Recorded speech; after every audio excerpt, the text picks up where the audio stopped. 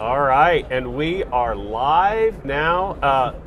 NAB show. We are back in person. It was really cool. Just a few minutes ago, we had the ribbon cutting, and you saw the crowds coming across a full show floor of people, booths, technology. We are all back. We're back in person. I'm proud to be here with Higher Ed AV at the Epiphan booth. We are in the Center Hall, booth 9917. If you're around NAB, come stop by throughout the weekend. They're showing their whole line of products from the Pearls, the Nano, the Pearl 2, which we're streaming off of right now, out to you all. I also encourage you all, go to higheredav.com and NAB show, and you will see the links to this and plus everything else that we're doing throughout the weekend. So I'm honored to be here. Thank you to Epiphan, who's got some great things that they're doing for higher ed, for everything that we need. And so what you're going to see over this next little bit today and tomorrow is just talking to some of our great rock stars, our elite higher ed elites that are going to be coming through. We're going to talk a little bit about just what we're doing on our campuses, kind of looking at your thoughts on NAB, but also, kind of what we're doing for the future. So, Frank, I know you don't need an introduction, but let's pretend people don't know who you are. Who are you? I am Frank Alaimo. I am the Senior Audiovisual Systems Specialist at UNLV. I am all things AV, minus the event centers, classrooms, conference rooms, digital signage, all things AV. That's under me. Yeah, so you guys have actually done something that's gotten a lot of news, and that is your Rebel Flex, right? Obviously, the pandemic kind of changed us all, changed the way we had to think about our classrooms and our streaming. So talk a little bit about what is Rebel Flex, what does that mean for you guys as a campus? So Rebel Flex actually started out as a design that we were calling the next flavor of our classrooms. It just snowballed into, that's what the registrar calls the classes now taught in those spaces are called Rebel Flex classes. So the terminology Rebel Flex it was just going to be another flavor for us as the technical people to call our classrooms. And then next thing you know, it just snowballed because we are the rebels. So I came up with the name Rebel Flex, and sure enough, that's what stuck. Then all of a sudden it's on marketing materials. Right? And I should have copywrote it, but I didn't. So, so essentially what it is, it's our version of hybrid or flexible or whatever buzzword you want to call for classrooms that works for us at UNLV. It probably won't work at every school, just like what every school doesn't work at every other school. It's not copy and paste. It doesn't work like that. So essentially, it's what I like to call classrooms on steroids. So our classroom, you could be able to do straight lecture. The next person in can do lecture capture. The next person in can do web conferencing, and so on. So the room does everything that we need it to do. We do everything in-house, aside from the installation. The installation was done by a third-party integrator. But all of our programming, all of our support of Panopto, our backdoor administration work with Panopto and WebEx is all done in-house. Our team came up with the design for our classrooms, and we worked with our registrar and our online ed folks and our faculty center and just a whole group of people to come up with, now that we just built these classrooms, how are we going to use these classrooms? So Rebel Flex took on a mind of its own. So now the Rebel Flex initiative was a pilot, and now it's sticking around. The pilot was for 2 semesters, and now it's a full-on system in the classrooms. So you have a unique way of doing this. When you said pilot, because it actually included staffing, right, to kind of help guide through that. So explain what that model is, and are you continuing that exact model moving forward? Yeah, so we waited about a year to see what every other school was doing, and we were realizing that there was going to be some pain points with the support of this, because some instructors just are not tech savvy, and some of them are. So we needed to bridge that gap, so our phone wasn't ringing 24/7 from these instructors. And what that gap was is we required the faculty to come to the faculty center and take training and learn how to use the systems. And I don't just mean the touch panel, I mean how to teach your class, which you've traditionally taught in a lecture hall. Now you have to teach to a lecture hall and 40 students at home. So now that's a lot of pressure for someone who's not done that before. So what we did is we hired Rebel Flex classroom assistants. So they're student workers got paid by the hour, and we paired up every student with every instructor, and that was their person for the semester. We didn't have a different person each time. We wanted them to get familiarity with it. So they had a comfortable person that they looked over in that corner and they saw that student is maintaining the chat and watching what is going on at home, any questions, monitoring the polls and all that sort of thing. And the instructor could just teach. And that took the pressure off of that. Well, that pilot was part of what we developed as part of RebelFlex. But now, long-term support model, we're realizing that that's not going to be very feasible financially and from a management standpoint. So what we're trying to do, and we're in the final stages of getting this approved, is kind of taking those student workers and turning them into basically TAs, graduate assistants or teaching assistants, and then they can actually do more than the tech support. They can actually grade papers, or they can show up when the instructor's not there and do things a traditional TA would do. So that's kind of where we're going to the next phase of this. It's kind of above my pay grade. It's not really what I do. I'm just the technical guy that makes it work. But from the university standpoint, I think this is a model that we're going to have moving forward. Some instructors don't want the help. Some instructors run with it on their own and they're great with it.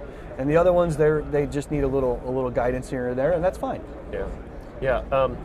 I just, of course, go to, that can't be cheap to have that type of white glove service. Yeah. So the CARES Act, thank God, came in, and you get the CRISA funding, and paying kids $15 an hour to do that is great. And we've put a lot of hours into it because we've really pretty much maxed out how much our space was on the cloud and all this other stuff. So the good part is we spent a lot of money, we put it into the classrooms, but they're actually using it. Some people put a lot of money into their classrooms and they don't use it to their full potential. These rooms are being used to their full potential, to the point where I'm getting a knock on my door, we need to build 10 more rooms. We need to build 15 rooms, maybe smaller, to get the smaller classes in there, because we targeted the larger rooms to get the social distancing, to have not as many people in there because people were remote. Well, now they want to do larger class sizes. They want to fill the room in-house and have remote. Yeah. So now I have to do other classrooms. So it looks like our pilot was a success, and it looks like we're going to let it see what happens next moving forward. Yeah. No, I think first it's pretty cool because I think you've accomplished what we all were wondering how to do. Where's the balance? How do you give personalized service to those who want it, need it, and then also give free reign, for those who don't? So have you taken the standard across all your spaces? Are you limiting certain ones and making, how do you, and of course, that means you have to work with classroom scheduling, right, to make sure the right classes go in the right spaces. How do you guys manage that stuff? Yeah, so thankfully with the pilot program, the registrar, their office was a part of this program. So they saw everything that we were doing. They knew the work that went into these rooms. They knew the tech that went into these rooms. They all toured these spaces. So now they know that these instructors that are requesting the space need to be in these rooms. We can't put them in another room and then move it, and vice versa. We can't put people who shouldn't be in those rooms during these times. That, the rooms we have to use the best bang for your buck, so to speak. We have to utilize the time and space efficiently. And thankfully, the registrar has been on board this whole time, and it's been seamless. They've already built out all of their registration information, so they know where I got to put people and who needs to go where and all this. And that is what's bringing up the part that I need to do other classrooms, because there's certain spaces in certain buildings that instructors just don't want to walk across campus to the rooms that are already outfitted. So now we're going to have to start doing some other ones.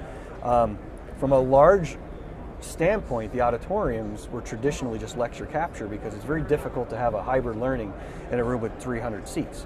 So we tried to step away from that, and I don't think that's going to change. I think that's going to continue to be our model, lecture in-house, and we're going to have the lecture capture being there. Lecture capture to us is a tool. It's just another piece of ammunition for the instructors to have in their back pocket for the days that they can't make it, their students can't make it, but the class is still being taught live and they can go home and watch it at their leisure, right? So to us, it's just another tool. The web conferencing portion of it, I think, from our perspective, from our university, it's not going to be the gangbusters that it was during the pandemic and coming out of the pandemic. Once things are settling down now, we realize students want to be back on campus. We notice there's the what if scenario is why we built these rooms. It's for the reason, what if we can't be here? What if I need to be remote? It's all those gotchas that we're ready for now. So when the next thing happens, God forbid if it ever does, we'll be ready for it. You mean lockdown number 4? You said it, not me. Something very unique about your institution, your demographics are very different. You have a lot of commuter students, right? In fact, actually, I think probably the highest percentage for an R1 institution in the country. We're 61, so we have 28 to 30,000 students on campus, I should say undergrad. And of those, 61% of those are diverse. So we're the most diverse campus. And what I mean by diverse is nationalities from everywhere, right?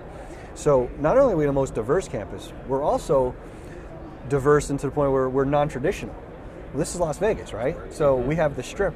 We have 24/7 properties. We have folks that can't go to school the traditional times. We are not only a commuter campus, because we only have like 4,000 dorms on campus, but we're also non-traditional from an adult learner standpoint. So the average age of our students is 24 to 26 years old. That's not a normal R1 institution. That's really what I think makes us UNLV, is the fact that we're so different, but we can help everybody that needs to take a class between 8 o'clock and 10 o'clock. We have something for you. So yeah, for an R1 institution, we are probably one of the most diverse that I could think of. Yeah, and so how then does remote learning then impact that demographic? It's awesome because, I mean, think about it now. So-and-so is working a property at the Strip, and they can now take that class or watch their class if they get to switch shifts. Something that they're, just for 1 week. That instructor now has already have this being recorded. Their web campus is already showing the content. They work it out with their instructor. I can't be at class, but I'm going to watch it before the next class. No problem. Nobody takes registration anymore. You don't take attendance in class anymore, because why should you?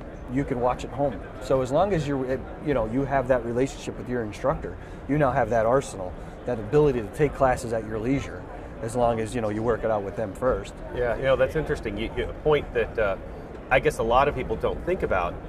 You get used to the traditional student who they can schedule out their life. I'm scheduling class here. I'm going to schedule my part-time job here. I'm going to schedule my activities here. But Vegas, you're hospitality central, which means, your work shifts change. If someone, they need money and so there's an extra shift to pick up, they want to do it, right? So being able to have that flexibility to get your content. And right, I mean, people are still getting sick, right? I mean, this is going to happen forever. We're not going to get rid of this. So the ability to, call in sick, but still take your class. You may not actually be sick, but you don't want to get someone else sick. So that's great that you can now just sit home, not worry about getting anybody sick, not miss out on class, come back in a week or so, and you pick up right where you left off. Back in the day when we went to school, Joe, that didn't happen. Yeah. You didn't have the luxury of doing that. You missed class, you lost out. Right. Yeah, that was huge. So now, I love you got the full thing. You got this. I've got Jeremy's J right there. The guest seat is always the seat guest to be. You got prime real estate there. So let's move from that. We're on a show floor, man. Yeah, how about it? We are back. So we saw each other at InfoComm, obviously in October, but now we are at your home, Las Vegas Convention Center. This doesn't look like there was a pandemic when that door opened. No, right? It didn't. And to be honest with you, I think, this is only Sunday. So can you imagine what's going to be tomorrow? Mm-hmm. I mean, I already saw just driving in at 9 o'clock, the traffic was nuts. And I was like, wow, this is pre-pandemic traffic. So yeah, we're back. I mean, InfoComm's going to be here in Vegas again this year. So InfoComm it's going to be another nut house. So yeah, here we are, trade shows. Yeah. So we were talking out in the hallway before the ribbon cutting about the kind of the uniqueness of why are we here, right? I was saying when my previous career being in live entertainment, I never missed an NAB. I go to higher ed. I've stopped coming to NAB, yet I'm here. Look at the companies like Epiphan and a lot of others that are kind of our traditional AV companies now, but they're here. So what are your thoughts on that? I mean, is there a blend between broadcast and traditional AV now? I got to Vegas 10 years ago, and the first thing I did when I got here was I was aware of what trade shows were coming to town, right? So I knew I need to now get to CES. I needed to get to NAB. I needed to get to Digital Signage Expo, LDI. Every single thing that comes through here that has a light, a screen, a button. My instructors are talking to their peers at other schools, and if their schools are doing it, they want to do it. Mm-hmm. So I need to know what's going on at all these trade shows. The fact that we're now at NAB, the last time I was at NAB was honestly 3 or 4 years before the pandemic. Like you said, I didn't have a need to be here. The broadcast folks that are on our campus, they were here because they have their broadcast areas, but I didn't for my classrooms. But now, the 3 most important things I've been buying were flat panels, were cameras, and capture devices. Yep. They're all here. Yep. This is where I need to be if I can't get something for Infocom. This is where I need to make those deals, those handshakes, those, hey, can you get me this? Hey, what do you guys got that I'm not going to wait 2 months to see? So yeah, I see a good blend. I've already seen a couple higher ed folks from 2 other schools here. So yeah, I think this is where it's going. It kind of feels to me, I think we go through Infocom, ISC, and it kind of becomes the old hat. We know what we're going to see.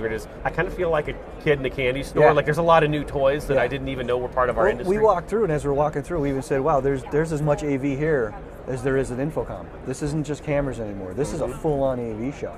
And for us, it's just one more thing that I could look at of things that some of these folks may not be at Infocom. This might be something, one time I only get to see this. Yeah. So this is definitely beneficial for us. Yeah, I think this show might actually need to become on the stop of shows for higher ed people. Yeah. I mean, especially if we don't see an end to streaming technologies in the past or in the future, right? They're here to stay. At what level, we don't know. But one of the things that I've been saying lately is, we went through a pandemic and we told everyone this is temporary, right? Temporary, unless it's like temporary taxes are never temporary, right? So now we've told our faculty, you can record anything you want. You can get it up to your, on your LMS. You can stream. 5 years from now, when we're looking at life not through the lens of COVID, someone walks in and says, "Oh, Sally's got to fly back east because her family's got, a funeral she's got to go to. I need to stream to her." Yep. We can't say no now, right? No, it was an emergency response to teaching is what we did. When I say we, all higher ed people, this was an emergency response. You had to do what you had to do to keep the school up and running, to keep classes going. Once that happened, we realized, wait a second, we knew how to do this the whole time. Mm-hmm. Now, our schools are looking at us going, okay, I'm going to give that guy a seat at the table because they know as much as we want to do. They know how to do it now. Yep. And now, not only do we know how to do it, we know who to contact if we want to do those weird things, if we want to do those things that we didn't normally do inside the box. Now we're going outside the box. We're leaving the box, the board game, and everything else. We're doing things. I'm doing things in classrooms now I never would have thought I did. Yeah. It's funny because I completely agree with you. It's kind of exciting too. I mean, honestly, it's just new. I don't know if there adds a level of stress though too, because Absolutely. It was a lot easier just having some cookie cutter classrooms where people just plug in. Well, if you made it work once, you have to make it work a second time and a third time. Yeah. So you're a victim of your own success. Yeah. They see you pull it off, and if your faculty's happy and your students are happy, your boss is happy, and that's the way you have to keep it. Yeah, no, 100%. Anything in particular at this show you're just, as you're walking, that you want to kind of check out and see? Right now, to be honest, I'm going to just be a tourist. I'm going to walk around, and I'm just going to go and look at things that I don't normally look at. I'm going to go put myself into the realm of a new guy, because essentially this is a whole new world for me. This is my first NAB in a few years. This is the first NAB we're having since the pandemic. I'm just walking through with like wide open eyes, and I'm going to take a look at different things and see what we got. And I got a few people that I need to see, and a few vendors that are first timers here, like I am as well, that are from the AV world, that I'm going to go show them some respect and some love and go see them at their booths. But yeah, other than that, I'm just going through and check it all out. Yeah, I agree. It's going to be interesting to talk to some of these traditional AV, or let's put it this way, commercial AV, and see what their takeaways are afterwards. Yeah. Was it worth it? What was the experience? I mean, this is just, it's crazy. Like I said, like you just said, some of the LED walls that are out here are a heck of a lot more impressive than we see at Infocom. Sorry, people, but there's one right over here. I didn't even see who it was yet, but it looks like a giant production room over there of LED. I mean, this is Vegas. We have LED everywhere, but when you got it now inside of a space that I might have to put it inside of a classroom, that's something that, it's coming down the road. Speaking of that, so just thoughts. Are we getting to the point where DirectView LED is getting to a price where you can now say no more projectors, or in certain I believe cases? it is. I'm actually looking at a couple projects right now that I'm specifying LED over projection, because think about it. When you got yourself an LED wall that I have to service from this level, what is the purpose of me hanging a 20,000 lumen projector in the ceiling and a screen the size of, a half a football field when I can do the same at less cost, easier support, and have, zero to little downtime. The projector goes down, I'm in trouble. The screen won't roll down, I'm in trouble. Yep. That LED wall, if one panel doesn't work, I could just swap it out and change it and the room's back up and running. The chance that the whole panel is going to go down that's unbelievably rare. Yep. So conference rooms, I think, that require like a 80 to 100 inch display, I think is kind of like your tipping point now. I think if you can sell your school on LED, I think it's a way to go. Large flat panels are still a way to go in my eyes. We're trying to get away from projection as much as possible. However, there is still a need for it. I still need that projector in there for that room that I just can't put, $100,000 video wall in when I just need a $10,000 projector. So I think laser projectors was the start of this. I think we went from lamp to laser, and now laser, we're looking at LED because the LED costs have come down. I think you give it a couple more years, and I think it's going to be really, really close, but I definitely know the technology's there. Yeah, I agree. And I think with that, though, obviously projector, you got I can black it, put it up, you got the whiteboard. You put an LED wall, you can't have your whiteboard. Right. So there's going to have to be a sense where the digital whiteboarding have to come in at the same time and those types of things too. Yeah, I mean, the good thing is, like, for us, we have a whiteboard at our lectern that's just a ride-on surface that we present on a document camera and it goes on the wall. So to us, I could put my whiteboard anywhere. Now, the instructors that actually want a whiteboard and need a whiteboard, we could always put that someplace and do a camera, an image mag, and send that up on the screen if we had to. It's definitely something we've done in the past. I'm not a fan of it myself because I think the fact that it loses a generation a little bit here and there, and it all depends on how the instructor's writing on the board. And that's a teaching thing more than a technology thing, I think. But who knows? Overlays over an LED board with Ride-On could be the next thing around the corner. Might see something here. Who knows? Yeah, no, it's an interesting change, especially just thinking how we just went to hybrid, we went to all these things, and now we could have a whole other pedagogy have to come in a whole different way. It's definitely this is the new. Okay. Like, I don't like to call it a new normal. Like we had at Northwest Met, we were just at. Raul was saying that it's not the new normal; it's the new. This is what we're doing now. Yep.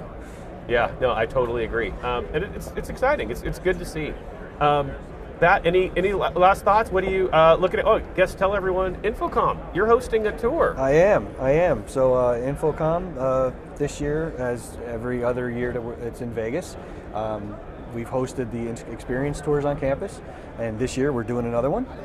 We are showing off the Rebel Flex rooms that we spoke of earlier, and we're going to show our Dolby Atmos theater that we built. So if you attended the virtual Infocom Connected, you saw our video, but you can't get Dolby Atmos integrated theater when it comes to a video. So get on the bus and come to campus and come see our tour because it's going to be pretty cool. And sit right in that little middle seat right there and let it go crazy. The reference listening position is where I like to stick it. But actually, every seat in the house is an amazing seat. It's just that one is my favorite spot. Yeah, that was impressive. Well, Frank, thank you so much Joe, for coming on. Pleasure. Always good to see you. I guess the last thing, if anyone has any questions, how can they reach out to you? Get in touch with you? Easiest way to find me is just my name, frank.alaimo@unlv.edu, or I'm on LinkedIn. Great. Well, thank you very much, and thank you, everybody. Hopefully you enjoyed this first look at NAB show, sponsored by Epiphan Video. Check out the entire line of Pearl streaming devices. See you, everybody.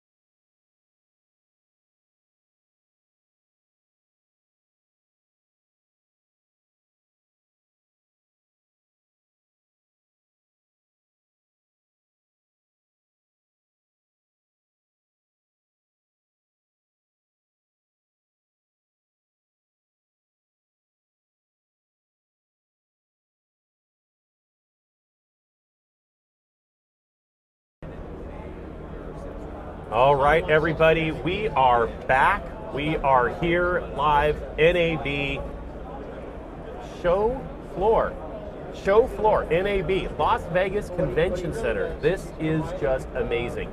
The feel, the buzz, the exhibits, all exhibit halls of the Las Vegas Convention Center. Wait till you all, if you are not here, see the new hall when we come back for InfoComm and all the other shows coming. But this is amazing. The feeling of being able to walk in person at a full event. You could not walk through the floor today and feel like there was a pandemic. It's like it's all back to normal. NAB, so National Association of Broadcasters, I believe that's what it stands for, show. I'm here at the Epiphan booth. Thank you to Epiphan for having all of higher ed out this weekend. Obviously, they have an incredible line of streaming and recording products. You can all check that out at epiphan.com. We're showing that today. This stream that you're watching right now is coming through the Pearl, and you can get all the information on that. Get it on higheredav.com's website, also at epiphan.com. So if you need some streaming things for your campus, make sure to check that out. And you can see the quality of it right here. They've got an impressive booth. We're at C9917. If you are at NAB, stop by, talk to the team. You'll see them in their green shirts. And it's almost a Hetma green. We've got another guest for you, James King from James King from where? KSUM UNLV, so the School of Medicine under University of Las Vegas. Well, first, I just want to say congratulations Thank for you. that. That is amazing. You've just finished your first week. Yeah, not even 4 days. 4 days of work. So you were obviously, everyone knows James. It's like I got to pretend, to have you introduce yourself. But obviously, Hetma board member, Ask the Programmer podcast, crew on the AV Live. Now the associate director at the School of Medicine at UNLV. Great move. That's a huge, packing up your family. Well, your family's going to come. It's just you, right? So for the first 2 months, it's just going to be me. My girls are finishing school in New Jersey, so end of June, they will be doing the cross-country trip. 4 days to get out here in Las Vegas. All right. So what do you think? How's the move? I mean, we talk about that, just kind of that transition, moving campuses and all that stuff. It's as a lot of people say, drinking from a fire hose. A lot of information, a lot different environment from where I came from. So I'm up to the challenge and looking forward to working with the crew from the main campus, Frank and his team, because they're doing amazing stuff. I think we'll build a great partnership there. Yeah, no, that's great. I know it's kind of I'm excited. I think I've tweeted this out, just seeing how like all these people at Hetma who've now kind of taken the step up and kind of moving and all that, and there's a lot of people still that are, our vertical, let's be honest, working in higher ed while we hear from people who leave it, wish they could come back, but yet, on the back end channels, your Slack channel, all of that. Oh, see, I said Slack channel. Now you have to retweet it. Got to retweet. But, we talk about how hard it is to be on campus and the struggles of dealing with, faculty and all of that and maintaining a whole ecosystem on scale. Talk to, people who might be thinking, is this the time I should look at other opportunities and all that? What kind of made that step for you? And you could just reflect on all of this. So the move for me was a strictly professional move. Anyone who knows me knows I've been working on my master's. I wanted to get into a management position, and unfortunately where I was, there was no growth opportunity. So I worked with a good team, but now I'm under another awesome team, and I had to take that opportunity. It was scary. I'm still go through, did I make a wrong choice? But I think we all face that. We all face that imposter syndrome, which is real, but we know we can do it. If you don't have those doubts, then maybe you are in the wrong field, because you want to make sure you're doing the best you can. Yeah, no, I love that. It is always a challenge. There's kind of a duty I think we all feel as tech managers. in higher ed, like to our faculty and staff, which a lot of that might be kind of us putting our own pressure on ourselves, you think? Yes, I definitely think we put a lot of pressures on ourselves. I like to use a quote from a movie called SWAT, and it's a low budget film movie and stuff, but it was a SWAT officer who was being recruited in, and his commanding officer asked him what he did while he was in the military, and his response was, "My commanding officer always said, if anyone knew what we did, we failed." And that's how I take it in higher ed, because if a faculty member knows I'm doing AV, it means there's a problem with AV. They're calling me because they have a problem. That means I failed my job. Now, directly, no, I didn't fail. Technology has hiccups, we all know that, but that's the way I like to look at it. I'd rather people know me not as an AV person, but as James King, as just a colleague of theirs. Yeah, I absolutely love that, because I always thought, for you, there's one of the qualities I think you bring. Smile. No, here we go. we got Frank now being the paparazzi, right? Yeah. See, how's it feel? You're in a booth. You got paparazzi and everything. Crazy. On a show floor. But let's talk about that. I remember early on, that how I'm going to take credit for your move. No, but I remember. I know. I mean, it's all about me. We know that. Yeah. I'm taking over my own show. No. We had the conversation about challenge yourself. Don't be afraid to step up and make those moves and own your career and all of that. And now, to see where you've gone. We forgot you write a column for Higher Ed AV. How did I leave that one off the list? I know. But you do write the AV and IT column, and but the IT and AV column. Yes, I'm like, wait, AV. I say that went backwards. Yep. Well, if there's an equal sign, if they're the same, you could actually flip it. That's how math works, technically, right? Yes. And now you're sitting here in a booth at one of the largest trade shows in North America. Yeah. That's a huge testament to what you're doing. Let's give some advice for anyone out there who's trying to maybe get that extra step in their career. Get out there. Everyone's voice matters.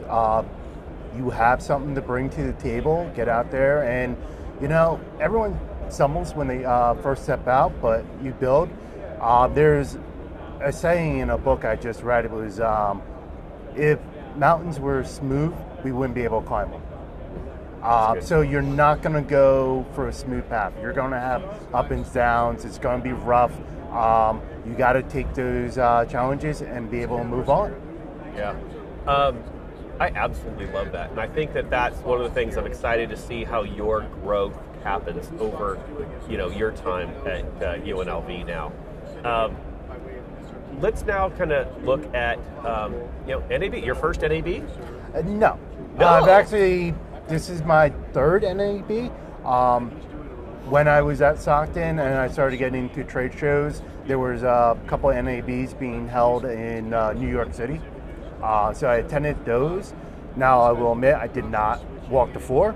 I went to the training sessions. There was a lot of IT there, security, which we all know I like to talk about security. People change your password. Joe loves that. But yeah, it's so this would be my third official NAB, but first floor. All right. So what are your thoughts then as you walk through? It's big. There are a lot of cool technology out there, a lot of cool toys, I like to say, things to play with. I haven't even seen half of the floor yet, so it's going to take it all in. Yeah. Well, so Frank and I were just talking how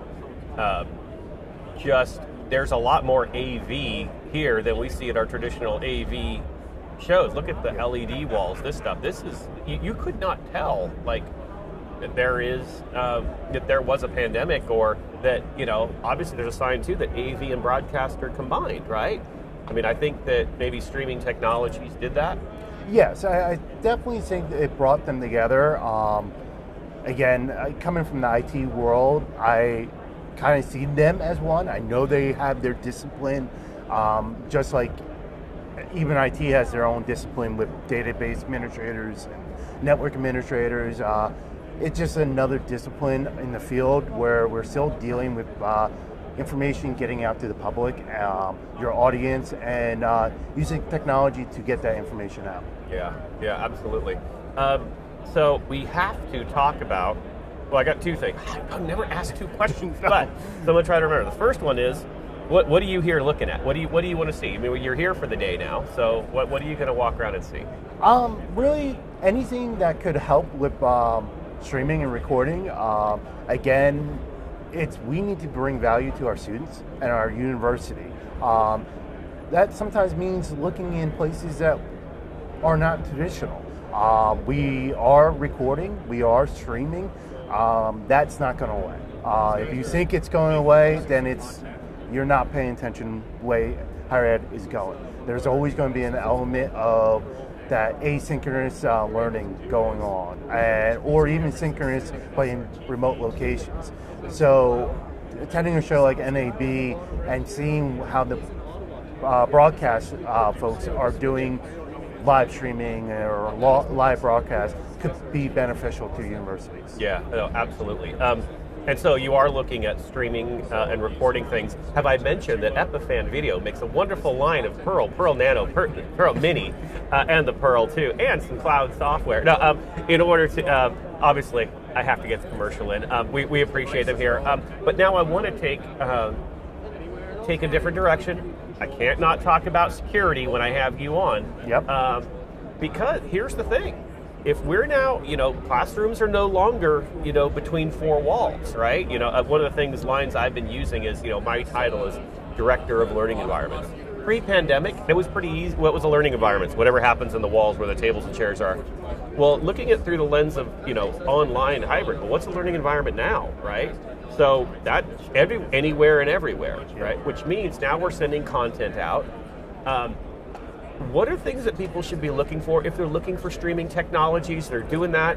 What are the security concerns that you got to check off the list? So it matters where you're in. Like at school of medicine, any medicine, you got to follow HIPAA compliance and all those regulations because you're dealing with private information. So end-to-end encryption is always huge. If your device is not doing end-to-end encryption, it means someone in the middle is gathering that data and doing what they want with it. So end-to-end encryption is key. That's probably the biggest one when you get into these remote things. You want to also make sure that your end users, your students, can have privacy using stuff like headphones and privacy screens. Because, as you said, a classroom's anywhere now. You could be in a coffee shop or a park, and someone's sitting over your shoulder. Now they're picking up that information that come across your PC speaker and across your screen. But if you put a privacy screen and headphones on, now even though you're in a public location, eavesdroppers are a little less. Mm-hmm. And I can only imagine. Well, you must be giddy with the security that you have to have in medical. Yeah, I'm starting to get into that. I haven't gotten that area yet, but it's definitely going to be fun to see the security that they get to use. Yeah. So now, it's been the topic here. For some reason, maybe in the AM or online Twitters, every now and then gets back to, is AV IT? Yes, no. So, I will say it depends on how you define IT and AV. And if you define IT as network, no, AV is not IT. But networking is not IT. Networking is a subset of IT. You have elements of IT that does not require networking. So if you put it in that box, then yes, I'll agree with you, AV is not IT. But if you look at a holistic view of saying, okay, we're dealing with information, with technology, AV falls under IT, and that's how I look at it. We are using our technology, our microphones, our displays, our encoders or decoders to get information across. So we are dealing with information technology. Yeah. I'm going to say this show is actually proof that they're very related, if not the same, because we're here in the center hall, which has, Sony, Sennheiser, all the kind of our traditional AV that we think of, right, are just in this area. Go to the next hall over, it's Microsoft, Cisco, or all these, actual people would think of as an IT company. We've merged in one show, right? We were just talking, kind of to start with, and I was talking with Frank when he was on about, hey, we used to see broadcast as one area, and then streaming technologies has made this overlap, and maybe why this now NAB needs to be a stop. The largest hall in this entire thing is filled with IT companies at a broadcast show, right? So what does that say about, either broadcast or our industry in general? I think besides looking at NAB, I mean, having those Microsoft and those Cisco's here shows that the tech giants are waking up and moving full speed into this realm. Just look at the acquisition. Microsoft bought Blizzard, a gaming system, a company. Because now Microsoft's going to get into that esports, which our AV people are all about, our broadcasting people are all about. Now you have a tech giant in there. I actually think there's another one coming around. I wouldn't be shocked. Oh, yeah, I'm trying to think of it. It was HP just bought somebody, I think. Yeah, they just bought. I just blanked on who they bought. Yeah, but yes, they did. Yeah. Which shocked me because I felt that they were going to be later to the game because I don't think they're a Microsoft or an Apple or a Cisco, but seeing that they're already jumping. Poly. Yes. That's what they bought. That's right, Poly. That's a big move from a tech company into AV broadcasting realm. Mm-hmm. Yeah, no, and I don't know, did you catch the thing on the entrance out in the hallway there where they had the motorcycles? Did you see the motorcycle thing? No, I didn't see that. I just tweeted, it was awesome. And to me, that, I created a little video, so people should go and watch it, and if you get a chance, exit out that way. Yep. It was sweet. Here's what it is. It's a, motorcycle like you go to, Dave & Buster's with your kids. You get a little cooler than that. It's a little Tron thing. But direct view LED behind it. Robotic camera moving around, streaming devices out on the side. I don't even remember the name of the company. I should remember the name of the company that did it. Not important. But the idea is, look at that. You got AV technology with direct view LED. You got animatronics, robotics. That's engineering. You've got streaming technologies. You've got they're sitting there on an OBS, putting that out, and you can see the on one of the screens the final product. Yep. We're all blended. Broadcast, streaming, yep. Traditional AV, network, and IT. I think that this show is proof that we can't look at each other as different verticals anymore. No, we can't. And as long as we are dragging our heels saying, no, we're not part, the giants of Microsoft, the Cisco, the Apples, they're going to skate right by us. And I've been saying that from day one, that we are dragging our heels and IT is going to leave us in the dust. Yeah, I've always say if there's one thing that AV does really well, it's be late to the game. Yeah. We are really good. While we're kicking and screaming saying, no, we can't change, this is how it's done, everybody else is just moving on. By the time we finally give in, we're already 2 steps behind. Agree.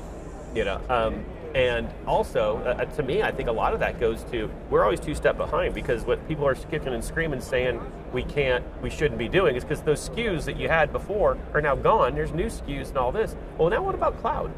Talk to me now, how do we look at AV when we're looking at cloud services, and especially recording? I mean, we're all putting our Zooms in the cloud. Not even to go back to what security issues are there, but talk about that. So cloud is a great leverage to use in higher ed because, again, our classrooms aren't anywhere.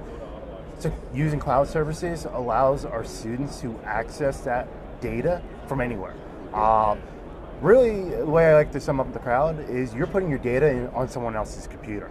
But that data now is accessible 24/7 anywhere in the world, as long as you have a connection, which is great, and it equalizes the playing field to a point to bring in people who may not be able to get to a campus physically or even emotionally, mentally, can't handle being in a crowd.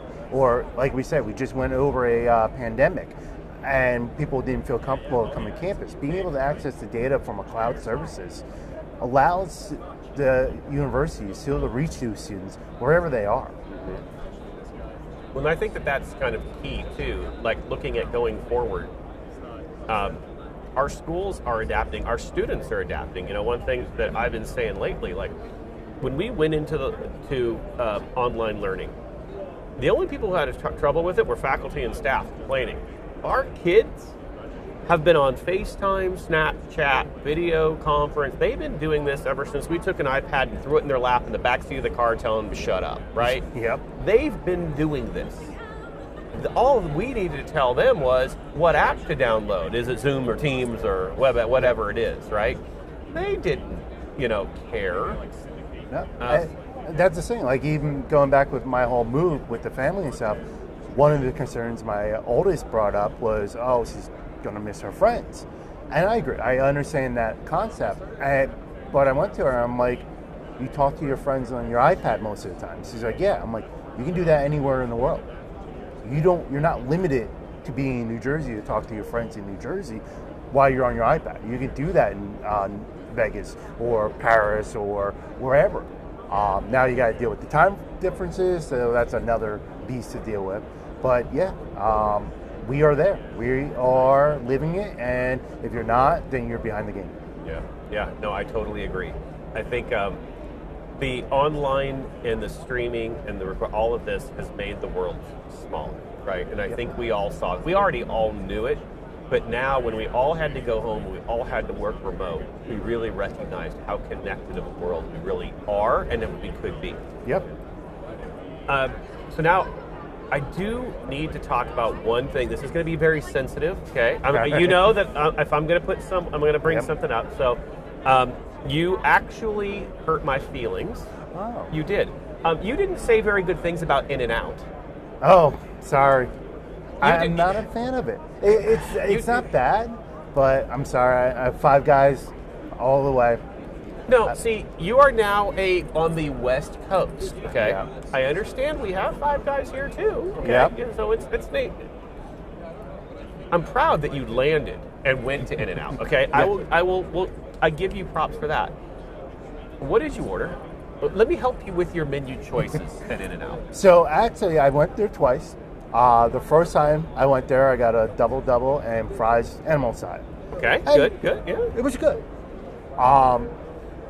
I did enjoy it. To me, it felt like a typical fast food burger joint. Then I saw some comments that went across the HEPMA Slack group and were about the cheese, grilled cheese. That I didn't even know was on the menu. And that's another pet peeve of me. Sorry. Restaurants, you're going to have a secret menu. Why? You have the products. You want to sell it? Sell it. Don't hide it. But so I'm like, all right, I got to try this. So the second time I got the grilled cheese and a small burger. And I thought I was eating the burger first. I got it all the way through and I'm like, there was no meat on here. So I pulled out what I thought was the grilled cheese and it was a burger. So I didn't even realize I ate the grilled cheese. So It's good grilled cheese though. it was good, I admit, but it was, to me, it's a typical fast food. I just think the Five Guys are better, especially their French fries. Okay, yes. All right, In-N-Out French fries are crap, okay? So everyone knows that you don't go for the fries. It's part of you're stuck with it. Yeah. But animal style, make sure you get dip them in cheese, get the onions on it. Mm-hmm. Little extra salt, gotta put the salt on there. Also, ask for them double cooked. And there's a word for that. I forget what the word is. There is a way to order it that way. I'm sure everyone who's watching at home who is an In-N-Out and understands, because you're a wise person, how much better In-N-Out is compared to Five Guys or Whataburger or whatever. Right, okay. You probably know how to order the fries double cooked. Okay, there's it. And then you get your animal style. Extra pro move. You can ask for extra spread on the side. It comes in its own packet. Okay. Take it, ask for a couple of them. You don't have to use it. You just put it in your refrigerator. And then at home, when you you got the spread. But to me, it sounds like you're hiding what's supposed to be the star with all these spreads and sauces. Five Guys burger, you don't need all that stuff because the meat tastes. You don't need to hide it. you're taking all. No, this is. I'm very disappointed right now, everybody. Well, this is hurting my feelings. But it's all right. We're going to revisit this in a year. Okay. After it's become a staple, and your kids start saying, "Can I go to In-N-Out? Can I go to In-N-Out?" And you're going to get that way. Also, I don't know which In-N-Outs you went to. Another big staple of In-N-Out is you get to be in a drive-through line for a good 45 minutes usually before you even get your food. You know, it's always the longest line. That should tell you something. It wasn't that long, the one I was in. But you know what? Chick-fil-A is the same thing. At least in New Jersey, you're standing an hour, 2 hours in line. Do you think Chick-fil-A is worth that much? No, but Chick-fil-A is pretty good. Still yeah, the best. It's good. All right, so now let's move to chicken sandwiches. Okay. All right, so where is the top chicken sandwich? I have gone back and forth a couple of them. Popeyes has a pretty good one. Chick-fil-A is not bad. But I'm no Mark Coxon, but I was actually really, before leaving New Jersey, Wawa started making a fried chicken sandwich, and I was enjoying that. But I definitely will have to hit up Mark Coxon to try some places out here. Yeah, I mean, I can tell you, BC has he had some pretty good comments there about Nashville hot sandwiches. Yes, I've actually, there was one place, I got a Nashville hot sandwich, and it was good. Definitely. I was planning on going to Nashville, Tennessee and Dollywood over the summer, but the move changed that. But I do want to get out there because I hear they have good chicken. All right. Yeah, I agree. All right. See, this is the conversation you all come to a live stream for. All about higher ed. Food. All about food. Yeah. You know, that's how you get people to things. Just say free food, right? Oh, yeah. So then, just kind of as we close up, what are you looking forward to most in your move and relocation out here to Vegas and the West Coast? Besides great weather year-round? The great weather is going to be key. But really just being able to work with, like I said, the Frank and his team at the main campus, UNLV, even the School of Medicine is really growing. It's a great opportunity. And taking on this new challenge as a assistant director. Yeah, again, huge congrats to you.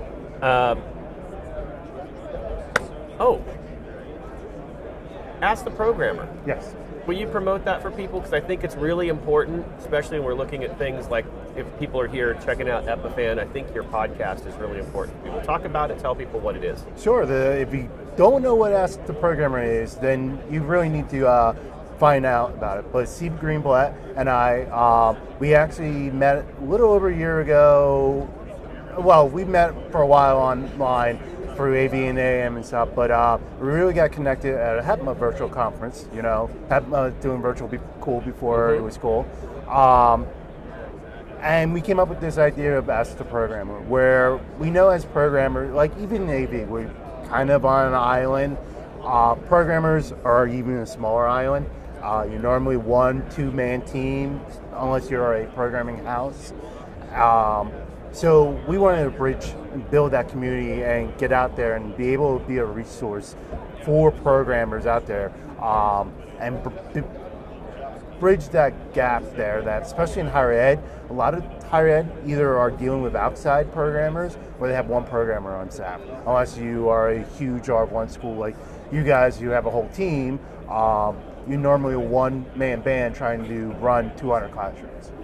Yeah. No, absolutely. It's a great it's a great resource, especially because now a lot of programmers are having to deal with how I can imagine the uplift to, you know, you got to redo your touch panels. You got to figure out how to put these controls in there. You got to figure out how to get it into people's Panoptos or LMSs and Canvases and those types of things. It's a whole other thing, and a lot of that responsibility comes on, like you said, those team members that their office is a dark closet in the basement, right?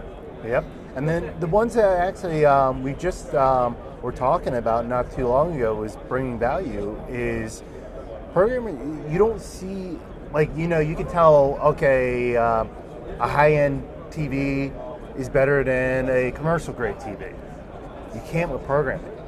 So how do programmers bring value, you know, to say, hey, I'm worth this much. I'm not just a line item. That's one thing, another topic we talk about is making sure that the programmers know they bring value. They are a value add. Yep. Oh, absolutely.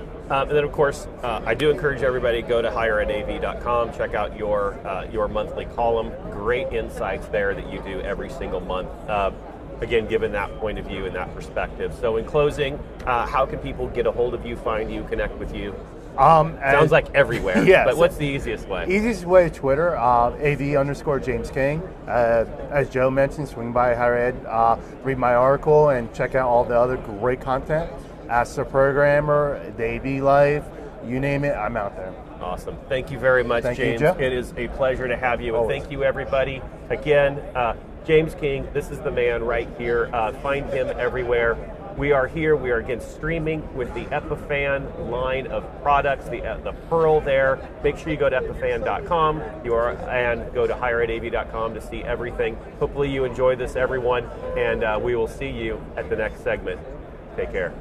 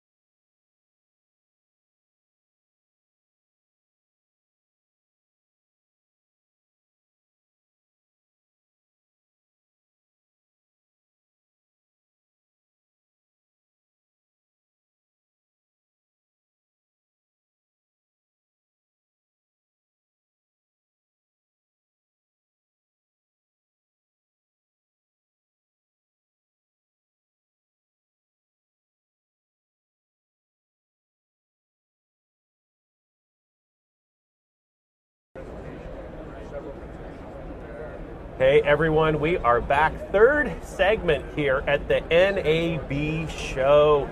It's still, people are rolling in. We are vibing. We've seen a lot of higher ed people coming through. This is pretty amazing. I love the feeling of being back in Las Vegas.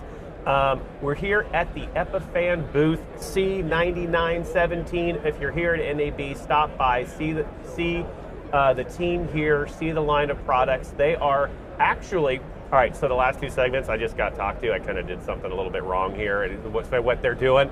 So they have a new platform, which we're going to hear a little bit about, and so I'll get corrected again. But we've got the nanas that are streaming up to the cloud, and we're doing cloud services with their Unify platform. Boom, check that out. We got that right. But everyone knows I love Epiphan. Thank you for your support, Epiphan, for higher ed. Everyone, again, we're talking about our streaming. We're talking about our recording. We're trying to figure out how to move forward. Make sure you go to epiphan.com, check out the entire line. And of course, they're a proud sponsor of Higher Ed AV as well. So with that, we got part of their team. We got the man here. Nick, welcome. Good to see you. I'm welcoming you to your own booth. Yeah, is that okay? Is that how that works? Okay. Tell everyone who you are and what you do. Yeah, sure. So Nick Milani, help oversee kind of our product, our marketing, our commercial approaches here at Epiphan, and really helping to architect kind of this next generation solution that we're starting to move forward with. Yeah. No. So talk a little bit about the company, all your products. I'm going to kind of get away. This is it. Then we're going to go talk about some other things. We're going to talk about some direction of AV. But give us a little bit about the company, and of course, especially for higher ed. What does it mean? What are we looking at? And how does this impact us? Well, I think, first off, we're a company that's been around for almost 2 decades with a history of deep innovation and always being on the cutting edge of technology.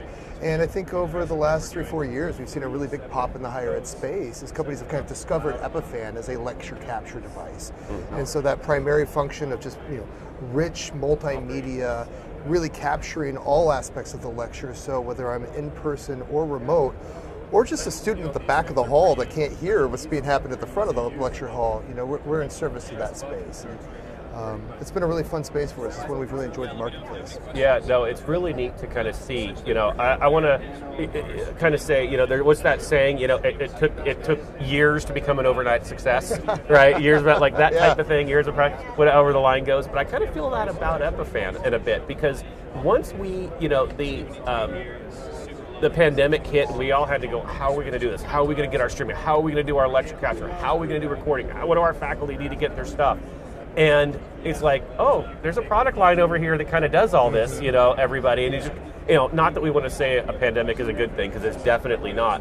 But you were already primed and ready to roll with all of that, right? Yeah, there's a lot of right place, right time, anytime with technology. And I think a nice standalone device, appliance that can be managed in the cloud, that has a lot of universality, works in an ecosystem. One of the things about us is we don't want to be the ecosystem. We want to participate with everybody. And we saw that adding a lot of benefits. And one of the fascinating things for me, Joe, is just if you look at COVID, you look at the pandemic, it's changed everyone's relationship with video.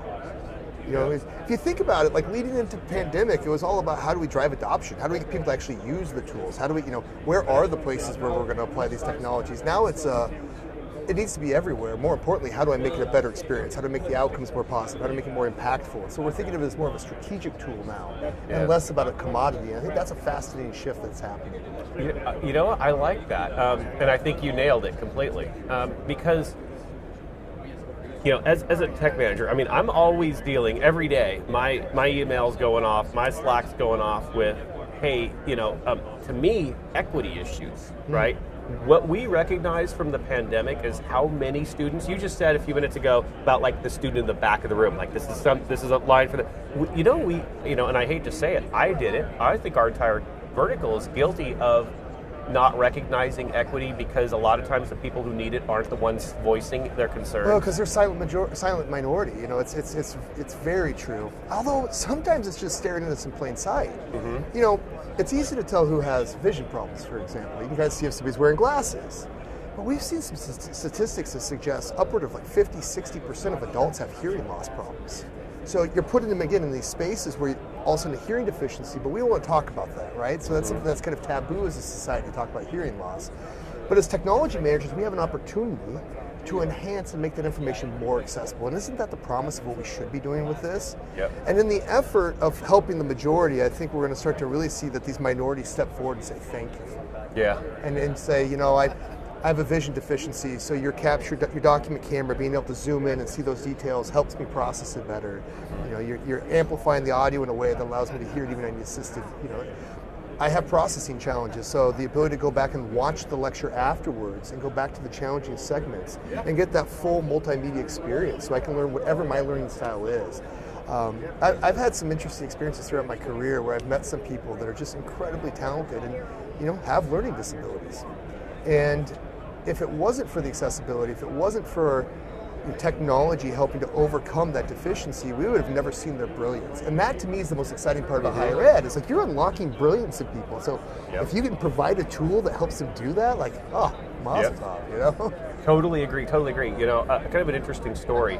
Prior to the pandemic, and again, I started learning a lot of this because, you know, we were answering problems that we actually didn't know were problems until we were faced with it.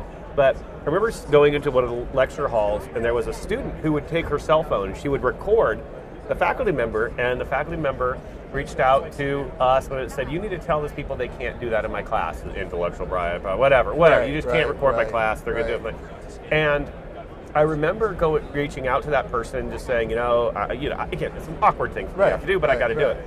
And what she said was, I'm not recording it because I just want to go back and like watch. I'm not trying to steal it. She's like, I honestly, and she actually said, I have disabilities that I just don't like to necessarily talk about. I can't always see the board so I can zoom into it. And she's like, also, it captures the audio better than when I'm hearing it because I can't, and I don't remember what she was saying. She's like, it's hard. I either can focus on the visual part, and then I lose the audio part, or if I focus on that, I can't. She's like, so by recording it, I can now go back to my room and replay it, put it in earbud, listen better. And I was like, oh.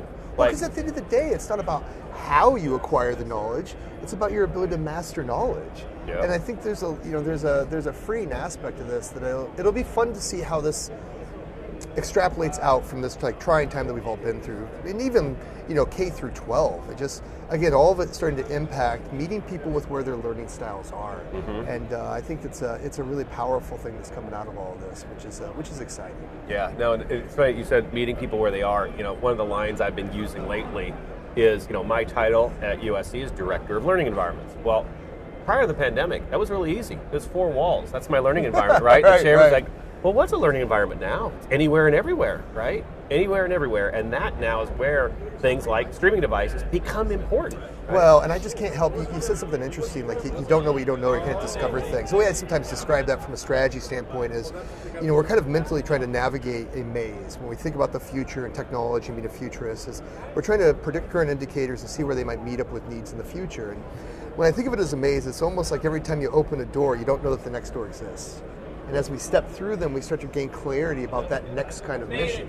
And so one of the things I think is fascinating is we've talked a lot about lecture capture, but I think you guys are leading the way on engaging students in how they use video spaces to actually collaborate back to the professor. So a lot of it's the professor to the student, but the Socratic method, how does the student then also teach back to the professor? And I think that's one of those next doors that we're going to see here in the upcoming years, that all of a sudden we're going to start to figure out how do we create meaningful tools for people to create video content in service to their, whether it's their project or whatever it might look like. Yeah, no, totally agree. So along those lines now, we're NAB, broadcast. There's a lot of, you got like traditional AV companies here now, right? Yeah. And this blend, I always said, before I came to higher ed, I would come here all the time to this show because I was in live events, right? And I was in broadcast. I go to, higher ed, which is more traditional commercial integration. I'm like, well, now I'm here. There's a crossover. Talk about a little bit like this blending, and you can say it as far as Epiphan, but just in general, even our AV industry, this blend between, broadcast, traditional AV, and now that entire hall has Microsoft, Cisco, network, IT. This is... Well, okay, so I think there's, I think the broadcast world is seen as an aspirational space. And so I think you see the video conferencing world actually trying to climb up towards it. And, if we've created table stakes, the ability to very quickly and seamlessly engage with another human being using a video conferencing tool like Microsoft Teams, now all of a sudden what we're seeing is, again, that next door. And people are going, well, great, But how do I make that reflect me, reflect my corporate brand, and reflect the content I'm trying to create? Well, I need tools to actually do overlays and add logos and branding on it. And so I think the video world's been looking to the broadcast world. The broadcast approach has always been one that's a very heavy touch, just by nature of how live events have come about. And I think Epiphan actually has been kind of sitting in the space for years in between the two. And here we have these light touch tools that kind of bring you that broadcast quality, but bring it to you in a format and a package that you can use anywhere. And now what we've just announced, and I saw the news with Microsoft Teams and Epiphan Connect, we'll be able to extract Microsoft Teams calls to an SRT feed for any production in the world. And that's really important nuance for us, and for the people that don't know Epiphan, we didn't take the function and bury it into our tool set and say, if you use Epiphan, then you get access to this. No. We really see ourselves bridging that world and creating a new ecosystem. And so it'll be a really simple tool. Microsoft Teams, you can extract up to 9 individual feeds, 1080p, plus content, and 4 isolated channels of audio. You'll get SRT stream keys for each of them. You can put them into whatever workflow you want. And if you don't have a workflow, we can use Epiphan Unify for that. That's pretty awesome, actually. Yeah, because I think it's a proof point that shows the importance of those two worlds coming together. We hear it all the time. Our executives want to do a quarterly business review. Our professors want to hop into a meeting. We want to be able to broadcast this information. They don't want to think about how they're creating the content, because that's a cognitive disruption for the person actually creating the information, which we don't want. But the university or organization desires that content to be branded to reflect the brand that they are. Well, now we can merge those two worlds in a really easy way. Yeah, no, and I think you hit on something really important. We talk in higher ed about, to throw some IT buzzwords out there, a frictionless experience, right? One there where our faculty members shouldn't have to worry about how the technology works. They shouldn't have to worry about how am I going to be confident this ends up in my LMS, or where is it going to? They want to walk in. They want to just focus on teaching, and that's what they're hired for. It's really all they should, and I think that's kind of the cool thing about things like that. I had a great saying for about the last decade that technology should be like air for work. We don't think to breathe. And ideally, it's like our faucet in our house. We want hot water, we want cold water. We don't care how it gets there. And sometimes I think one of the things I've observed, and being in the industry now for a few years, is that sometimes I think our industry's ego gets in the way of that. Yeah. And it's just something we need to be humble about. We need to remind ourselves that while we have all this great technology and access to all these fantastic things, and I would love to walk you through the mousetrap we've built here to create this show live over a 10 megabit connection using HEVC and. But the reality is, we just want to have a great conversation. You want to know that this is getting to your constituents and that you can have a frictionless event.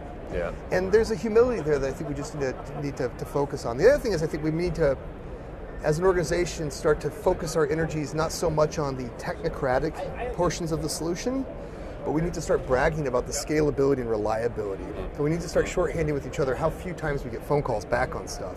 Because if we celebrated those behaviors, it would be in service to the people actually using the technology, as opposed to be in service to us as the people that are designing or implementing it. Yeah, I love that. You're speaking my language. I love that. Everyone knows I love cloud. I love metrics. I love scalability. I love all this stuff.